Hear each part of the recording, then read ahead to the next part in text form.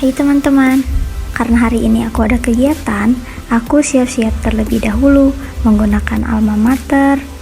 Dan jangan lupa memakai masker. Patuhi protokol kesehatannya ya teman-teman, stay safe.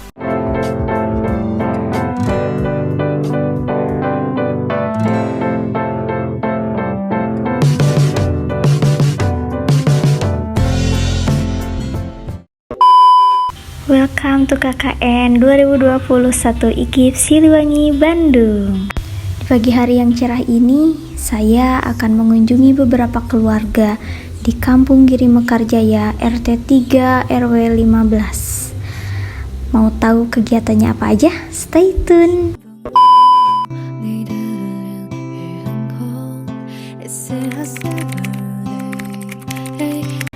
Coba kalau menurut pembelajaran daring gimana Enak nggak? Enak. Enaknya apa? Enaknya belajar dari rumah. Terus? Enaknya Apalagi belajar daring enaknya belajar dari rumah. Kenapa? Ngerti nggak kalau belajar daring? Ngerti, paham gitu. Apa yang enak daring atau enak tatap muka?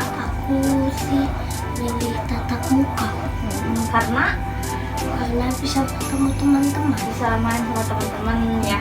Iya, Belajar juga bisa lebih ngerti ya iya. daripada daring. Diterangin sama gurunya secara langsung. Jadi kalau daring kan nggak ngerti ya gimana. Kerjain tugas bareng-bareng sama temen ya. Iya, menyenangkan. Nah, kalau sebagai orang tua, bagaimana Bu?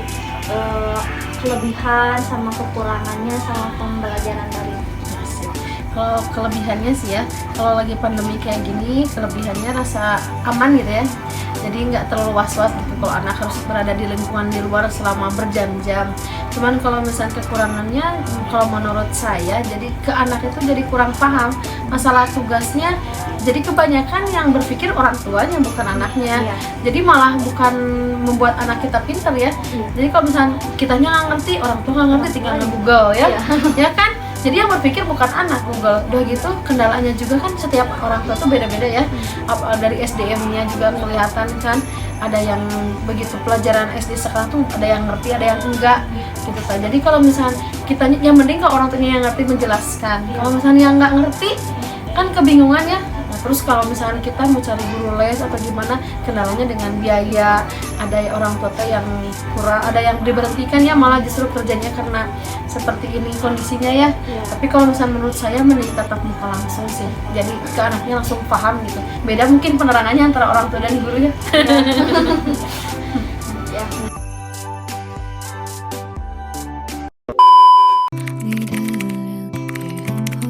Nah, perasaan sebagai orang tua itu melihat anak belajar daring. Kalau di rumah ya sering susah gitu kan, belajarnya terutama gitu. Kalau pelajarnya yang nggak ngerti, orang tua kan susah menjawabnya. Apalagi kalau HP-nya gitu, yang harus bagus lah, yang biasa makan kurang. Jadi suka nge-lag gitu, gak apa gitu kendalanya bagi saya mah gitu. Kendalanya. Ya, Apalagi kan punya beberapa anak. ya tiga. Yang satu mau SMK sekarang, Ya. yang kedua yang SD, yang PAUD. HP-nya cuma satu, jadi dibagi 3, kadang mah kekirimnya sampai jam 11 malam. Jadi kendalanya satu HP dibagi 3 anak untuk Iya. 3 anak. Kadang kita mendahului anak yang satu, yang duanya gimana? Iya. Mendahului anak yang besar, yang kecil gimana? Pasti adalah anak merasakan rasa kenapa sih harus dia dulu, kan aku juga butuh gini Iya. gini gitu ya. Ya, Terus apalagi? ya kendalanya sih ya susah gitu kalau terutama kalau nggak punya kuota, kan harus dibantu gitu ya. Paling pentingnya itu kuota. Kuota ya salah satu. Terus ibu merasa bingung nggak bagaimana cara menyikapi anak biar anak-anak itu bisa disiplin gitu sih. Ini tuh giliran ini yang belajar, anak yang lainnya harus gimana gitu. Ya terutama emang yang kecil suruh belajar nggak mau, saya yang lain main gitu kan. Pengennya sih tatap muka kalau ini mah gitu ya, biar jelas ya, gitu apalagi kan. kan masih kecil. Iya, Ya betul. terutama yang SD kan pelajarannya sering nggak ngerti gitu. Yang SD mah. Nah, kami dari Kakak Edukasi Siliwangi 2021 ingin berbagi tips cara untuk orang tua mendampingi anak belajar di rumah. Nah, ada apa aja? Nah, di sini yang pertama ada pahami dulu karakteristik anak. Bagaimana sih karakter anak tuh menyikapi belajarnya? Misal anak kecil kan sukanya belajar dan bermain. Main, ya. Jangan disuruh ada ayo cepat tulis dulu Iya. gini. Nah, kita harus mengurangi cara menyuruh anak yang benar tuh bagaimana sih gitu. Misalkan ada ayo nulis dulu ini. Kalau misalkan dia mau nonton kan biasanya Iya. anak nonton Sambil main. ya udah sok nonton 5 menit belajar lagi. Nah gitu. Atau yang SMP misalkan belajarnya tuh ingin ya udah nggak usah didampingi, mama masuk aja gini, aku mah sendiri aja belajarnya gitu. Yang penting tanya ada yang udah belajar, udah ngerjain tugas, udah misalkan. Nah terus yang kedua buatlah jadwal harian. Nah jadwal harian di sini misalkan kayak dari pagi sampai jam berapa anak yang paling kecil belajar atau biarinlah anak yang kecil mah bermain dulu aja. Ada waktu lagi buat belajar karena anak TK nggak dipaksa untuk ngerjain tugas kayak anak SD, SMP, SMA. Nah justru diutamain dulu anak yang besar. Ayo kak belajar dulu sampai jam segini. Nah udah gitu gilir anak yang kedua belajar dulu, nanti boleh main dari jam segini sampai jam segini.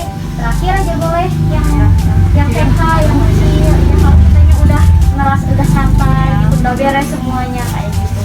Nah terus di sini ada berikan dulu rasa nyaman dan nyaman pada anak. Nah kita harus tahu moodnya, perasaannya anaknya lagi gimana, lagi nyaman gak nih diajak belajar atau lagi nggak mau gitu. Terutama yang kecil kan susah. Nah terus berikan waktu pada anak untuk melakukan hal menyenangkan. Nah itu kita nggak boleh memaksakan untuk harus tetap belajar. Misalkan sekarang ayo harus belajar, dicubit mah, di apa mah. Nah gitu harus dikurangi gitu lah, harus bisa membujuk anak gitu. Mungkin itu aja Mami. Ini sedikit boleh disimpan.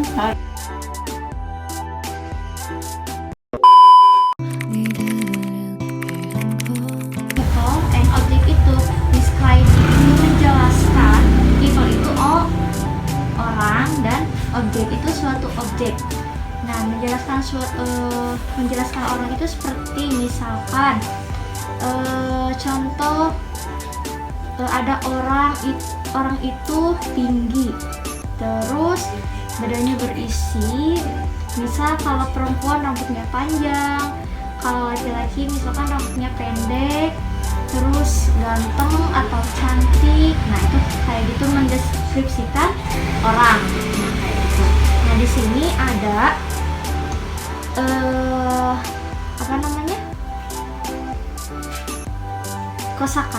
kosakata dari people dan objek. Nah yang people itu ada fat itu gemuk. Terus ada juga thin itu kurus.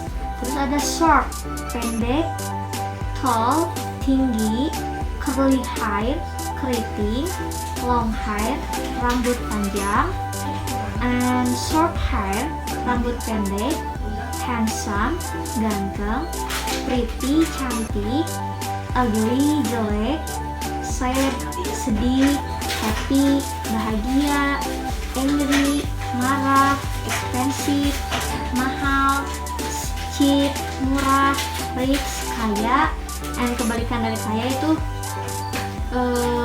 poor, kurang mampu. Nah itu macam-macam dari describing people. Jadi mendeskripsikan orang itu kurus, terus si orangnya misalkan lagi bahagia. Oke teman-teman, jadi itu adalah kegiatan KKN siklus pertama saya. Terima kasih atas perhatian dan partisipasinya.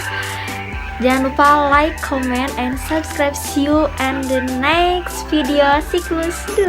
Bye-bye.